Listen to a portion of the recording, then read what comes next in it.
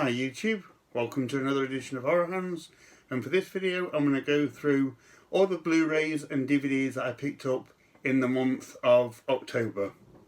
Happy Halloween to everyone, and let's get straight into it. So first up, from Warner Brothers, I picked up A Clockwork Orange. Not one that I think is all out horror, but I do see this in a lot of people's horror collections, so I thought I'd get it just to add to the shelves. So it was pretty violent and pretty weird in places. I've got to say it's not one that I'm all that keen on, to be honest. I know this one is quite acclaimed, but this one's just a little bit too weird for me. Although I do really like the cinematography and the look of this film. Certain aspects of this, Kubrick did an amazing job with his camera work and his focus and things like that. So it certainly got some merit, but it's just one that I find a little bit bizarre. But happy to finally get it for the collection. So it's that one. Next up, from Scream Factory, we have Animal. This is a pretty decent creature feature. Pretty standard stuff. These guys go into the woods and get attacked by this monster that's lurking out there, and then they have to like fend off in this house where they shack up with some other people, and this monster's coming at them. This was a pretty good film. I watched this after being on like an 8-hour journey, so I got home and I was really tired, and I just put this on to pass the time, but kind of found myself losing a bit of focus on it just because of being so tired. So from what I could tell, it was a pretty decent movie. Like I say, pretty straightforward stuff, but some good moments in it. The creature gets a decent amount of screen time and looked pretty cool. I was a little bit out of it when I watched this one, but yeah, like I say, pretty decent creature feature. Right, next up, from Vinegar Syndrome, we have Blades. So I mentioned this briefly on my channel at the beginning of the month. I actually requested Vinegar Syndrome put this movie out on their website, and coincidentally, I guess, they did a few months later. So I finally got around to picking it up and really enjoyed it. I had a lot of fun watching this one. It's like a really enjoyable horror comedy. Pretty much a scene-for-scene parody of Jaws. Just instead of a killer shark, it's a killer lawnmower killing people off on a golf course. But there's lots of really funny scenes where they do Jaws, but with a lawnmower. Like there's one scene where in Jaws they capture the tiger shark and they string the tiger shark up, and Hooper's like, it's not the right shark, the bite radius is different. And then in this, they get a lawnmower and string it up, and everyone thinks it's the lawnmower in question, but someone's like, no, the blades are a different size or something. You get the idea, but it's so funny. It really made me smile. And there's actually quite a few scenes in this film which are really good, like really well done, but only because they're doing Jaws. So it's not sort of legitimately really good filmmaking. It's like piggybacked off of Jaws, but as a result, it actually plays out really good. But yeah, I highly recommend Blades if you want like a fun, not very serious horror film, but one that's still enjoyable. I do recommend checking this one out. It was really good. So that's that one. Next up, from Fangoria, we have Blood Drive 2. So this is a collection of shorts, like short movies, like a bit of an anthology thing. I think they're pretty like amateurish, where people just like submit their short horror films for Fangoria. I do have Blood Drive 1. I've had that for a long time, and just picked this one up to go alongside that one. Not checked it out yet, but there's usually some interesting ones amongst these. Right, next up, some more anime for the collection. This is Blood Shadow. So this is these like warriors that fight these demon creatures. It's pretty good. It's very explicit in a number of different ways. So yeah, they battle these demons and things like that.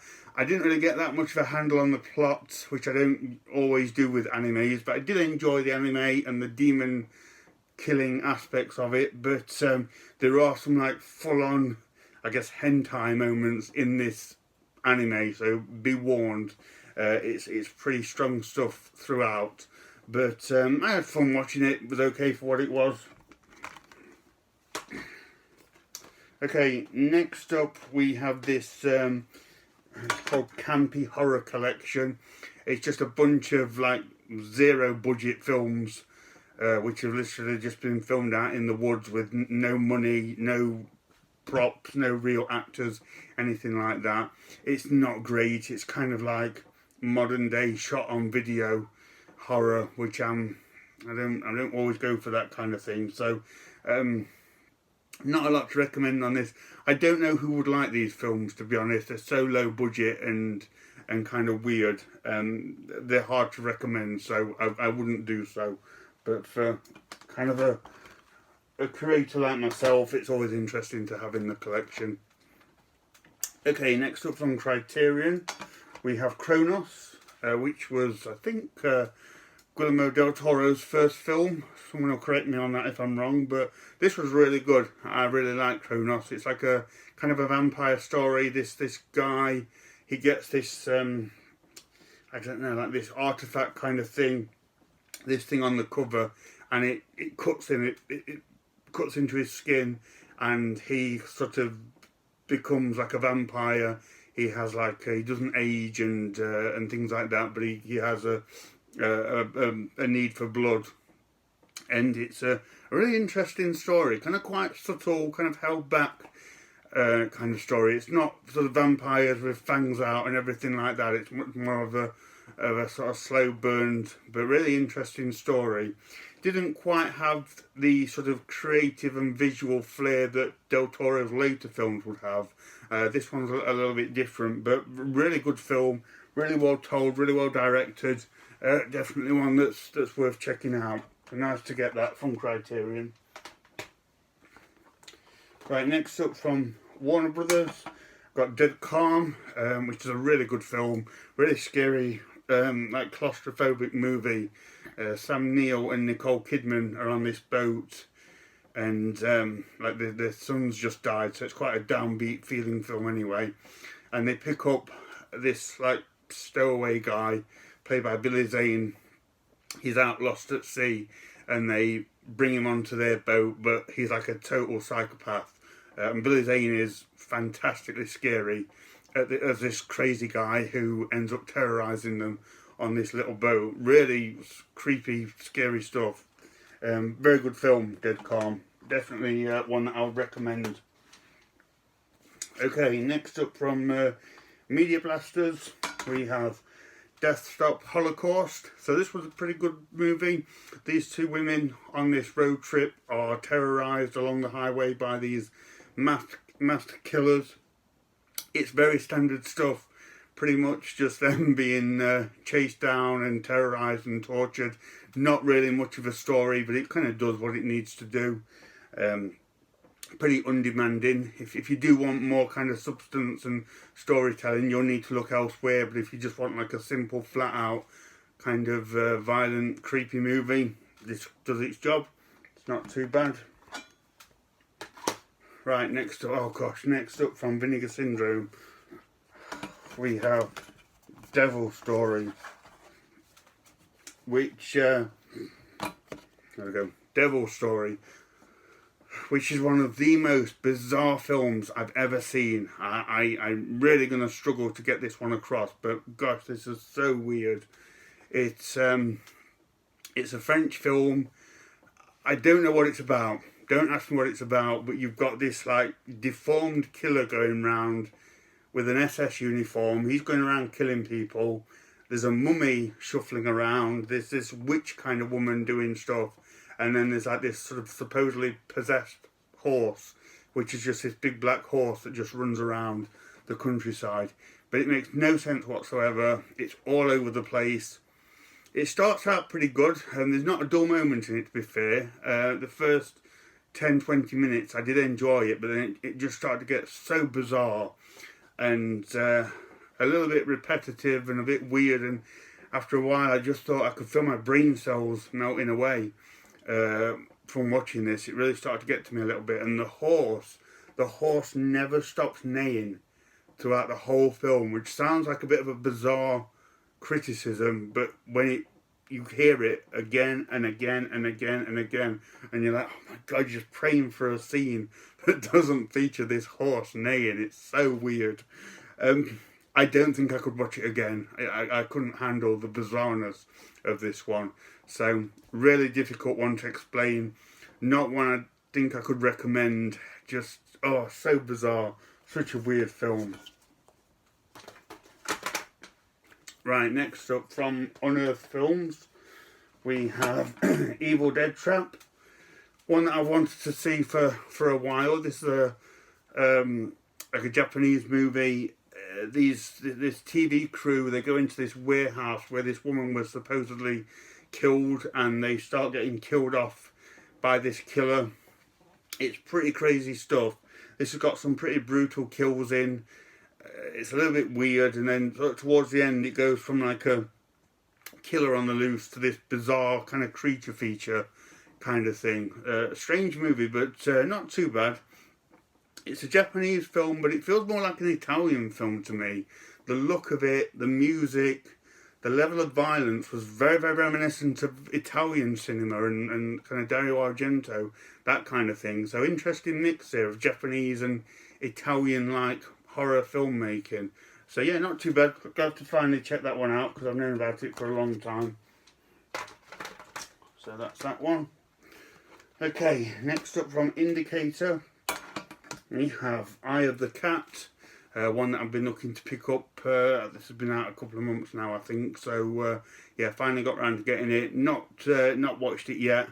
I'll have to check it out at some point. But if you've seen Eye of the Cat, let me know what you think. It looks like a pretty interesting one. I think it's a British film, I think. So give that one a watch soon. Next up from Wild Eye, we have Fright Vision, which is an anthology with this Elvira-like character hosting the segments.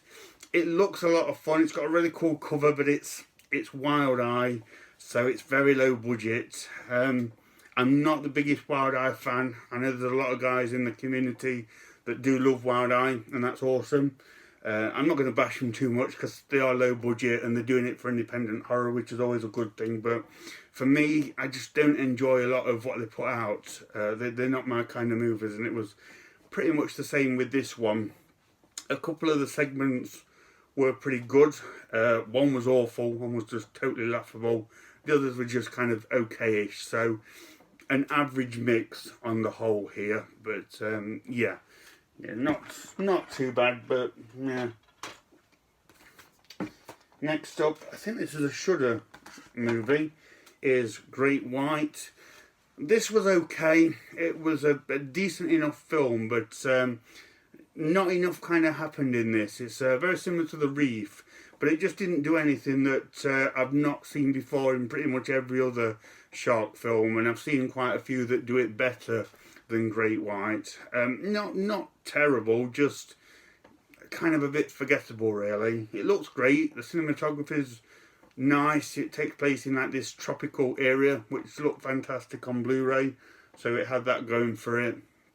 But yeah, just not really anything new or anything really to recommend in that one, unfortunately. Okay, next up from Wild Eye, we have Grimwoods. Just got this in, so not had a chance to check it out yet. It's an anthology. Sounds pretty cool, looks pretty cool, but it is Wild Eye, so you never quite know what kind of quality you're going to get. But I'll check this one out soon, and hopefully it will be a decent one. Okay, next up from 101 Films, we have The Headhunter. So this was okay. This was just a little bit slow. So it's about like this warrior, and he goes out hunting monsters and demons and things like that, which is really cool, but you never see him do anything. He kind of goes out to kill them, and then the scene finishes, and the next scene he's just got the head of a demon or a monster, something like that he puts on the wall. So you never see him fight anything, which I thought was a real missed opportunity. It does involve this creature which is like slowly regenerating back to health over the course of the film, and he's hunting it, so there's a bit of really good practical sort of gooey effects which I really appreciated. But I just felt this one was a really big missed opportunity. You could have had like a really good film with him fighting creatures and have some cool effects and things like that, but it just didn't do anything. It was quite a slow and empty feeling film. It looked great. This one is set in like Game of Thrones times, so if you like sort of fantasy medieval set films, you may get some enjoyment out of this one. It had things going for it in that respect, but I just would have liked to have seen a bit more creatures and action. So yeah. Right, next up from Full Moon, we have Head of the Family. I'm just chuckling a bit because this was really good. This was like a great example of cheesy B-movie horror, but done really well. It was a really good film. So this it follows this weird family who the head of the family is this giant head creature, and they're kind of like killing people in town, and this unscrupulous guy finds out about it and blackmails them. He wants somebody else to be killed, so he says, if you kill him, I won't say that I've seen you kill them, if that makes sense. And it all gets a bit convoluted. This guy, he starts getting a bit too big for his boots, and the head of the family doesn't like it, and as it says, and there, mess with the head and you're dead or something like that. So it all goes south pretty quickly, but it's such a fun film. Not much violence or gore or anything like that, but actually a really well told story of like this blackmail and things like that. But yeah, really silly, really cheesy. But if you're looking for a very, very fun B-movie, I highly recommend Head of the Family. It's took me many years to get around to seeing it, but I'm glad that I did. It was a really good film. Right, next up also from Full Moon is Headless Eyes, the epitome of scuzzy grindhouse filmmaking, filmed in and around the streets of 42nd Street, and just such a low budget grungy film. This guy, he is like robbing this woman or something at the beginning of the film, and she stabs him in the eye with a spoon, and so he's all like he loses his eye, and he then becomes obsessed with eyeballs and starts killing people for their eyes. But it's so trashy and low budget and just kind of hard to see in places as well because it looks terrible. Only recommended if you are really into low budget grindhouse cinema. If you are, you'll probably love this. If you don't, then stay away. You won't like it. Okay, next up is Hell Trip. I don't know anything about this. I just saw it cheap, so thought I'd pick it up. It's got this pretty cool cover, so I'll give this one a watch at some point and see what it's like. Okay, next up from Monday Macabre is Inquisition, which I wanted to pick up because this is directed by Paul Naschy, and I don't think I've seen any films that were directed by him. I've got quite a few Paul Naschy films in the collection, but I have yet to see his directing efforts. So yeah, I'll be interested to see what this one's like. Not got around to seeing it yet, but I'll try and check it out as soon as possible. So that's Inquisition. Right, next up, this is RLJ, and it's Jacob's Wife. So this was a good one. This is Barbara Crampton. She's the wife of this like town preacher, but she's like a bored housewife. She's like all totally fed up, and she ends up getting bit by this vampire, who's in this coffin at this like development where she's working, and the kind of the seductive vampire lifestyle suits her more than what she realised, and she actually quite likes being a vampire, but her preacher husband, of course, is like horrified, so they have to like try and do something about it. But Barbara Crampton is fantastic in it, as is Larry Fessenden. I've got quite a few films where they're in it together, and they're all really good films, and this one was no exception. It's a good mix of like horror and dark comedy and things like that. But like I say, cracking performance from Barbara Crampton. She's still a great actress even after all these years. So yeah, decent film, and nice to see those two in such good roles. Next up from Criterion is Kuroneko, which is a an old Japanese black and white like ghost story. I think it's another one I've not had a chance to watch, but I've got a couple of these like films in my collection, Quaidan and things like that.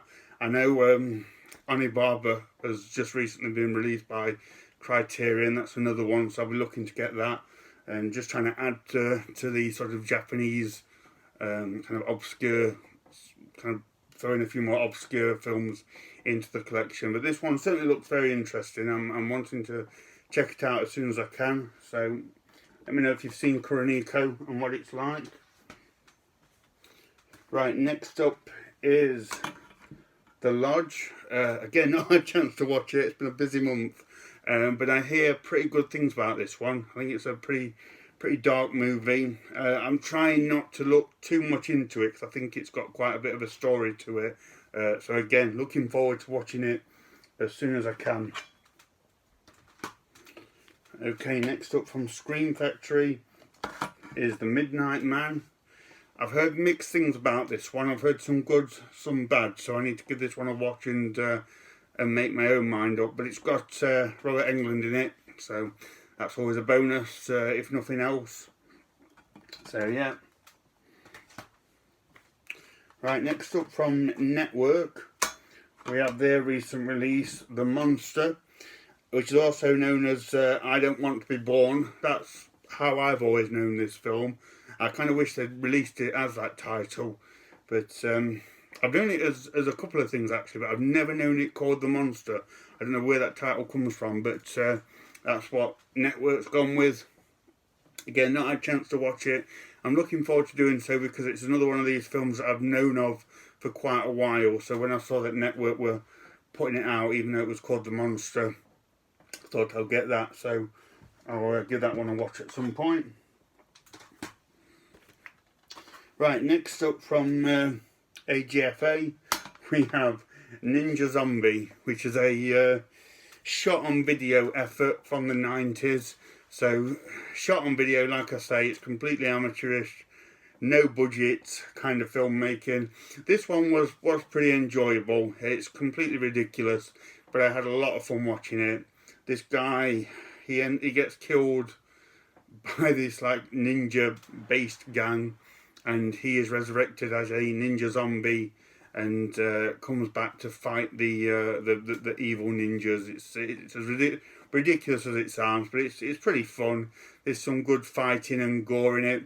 A little bit toxic Avengering, a little bit. So it's in that kind of vein.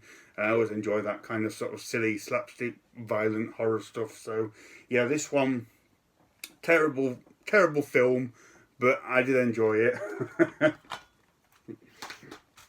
Okay, next up. Alright, next up we have Old, which I thought was amazing. I was so impressed with Old. I thought it was fantastic. It's a terrifying concept, but it really intriguing at the same time. This random assortment of people are vacationing, and they are on this like secluded beach where they discover that they are aging at a rapid rate. I think it's like every hour that passes they age like 2 years or something. So, you know, they pretty much have a lifetime over the course of a couple of days. and you first notice it with like the children. There's like some 5 or 6 year old children who, after a few hours, are like 20-year-olds. It's so freaky and so weird, but really gripping. And because they age so fast, any kind of underlying illness or ailment also radically accelerates, including mental illness as well. So it gets pretty scary at times. But really, really good film. I know M. Night Shyamalan, his films tend to divide people, but I thought this was brilliant. And there is a twist at the end. I won't give anything away, but there is a twist, and it kind of wraps up the story and explains why this is happening and things like that. But yeah, really, really good film. I was very impressed with Old. I don't know if I could watch it again anytime soon, because it is pretty hard going in places, and it gets you in the feels a little bit as well. But yeah, I thought it was excellent. Really, really enjoyed that film. Right, next up is Pride and Prejudice and Zombies. I have watched this when it first came out, and I wasn't all that impressed with it. I didn't think it was all that good, but I came across the 4K for like really cheap, for like single figures. So I picked it up and thought I'll give it another chance at some point, see if I enjoy it anymore on second viewing. So that's that one. Okay. Next up from Vinegar Syndrome, we have Resurrection, which is, I haven't watched it yet, but it's like a thriller with Christopher Lambert on the trail of like a serial killer, I think. It's a bit of a different release for Vinegar Syndrome. It's a bit later on for them. It's like 1999 or something, and like I say, a little bit more mystery detective thriller rather than the kind of the B-movie horrors that they tend to put out. But certainly looks interesting. I'll give it a watch at some point. Hopefully it'll be alright. Okay, next up, one for December, we've got Santa's Sleigh, which is one that I've always wanted to see. It stars Bill Goldberg as the evil Santa Claus. I was never much of a WCW fan, but I am intrigued to see Bill Goldberg play a killer Santa Claus, so I'll look forward to watching that one nearer Christmas. Right, next up from Monday Macabre, we have 7 Women for Satan. 7 Women for Satan, which is a French film banned in France, which always sounds pretty serious if the country of origin bans it. Again, not a chance to watch it, but I will do at some point. It looks pretty intriguing. Hopefully it will have something about it that makes it controversial or violent or something like that. So, yeah, it's pretty cool. Okay, next up from Vinegar Syndrome, we have Shallow Grave. Not the Danny Boyle film. This is a different film, like a low-budget B-movie from the 80s. Now, I've heard a couple of YouTubers say this is the best film that Vinegar Syndrome have ever released. So I was really looking forward to this one. I did give it a watch. It's not my favourite film from Vinegar Syndrome, but it really is a good film, and story-wise, definitely one of the best things they've put out. It was really, really good, the story that it told. So it sees these teenage girls, they're on a road trip, they get a flat tyre, and while they're out and about trying to get help, they see this guy murder this woman, this mistress of his. He murders her in the woods, and they see it, but it turns out the guy that murdered this woman is actually the town sheriff. So he is not happy with that, and he fixes things where they kind of look quite incriminated, and he locks them up in the jail, and it's all very kind of cat and mouse, sort of survival kind of horror, with them trying to, first of all, get out of the woods, and then trying to sort of get out of the jail and outsmart him, but he's pretty underhanded. So yeah, really, really well told film. I wasn't too into it for the first 15-20 minutes, but when the story kicked in, really, really good. I do commend them for putting together such a well-made film for what is essentially like an unknown low-budget 80s film. But yeah, definitely one of Vinegar Syndrome's better releases.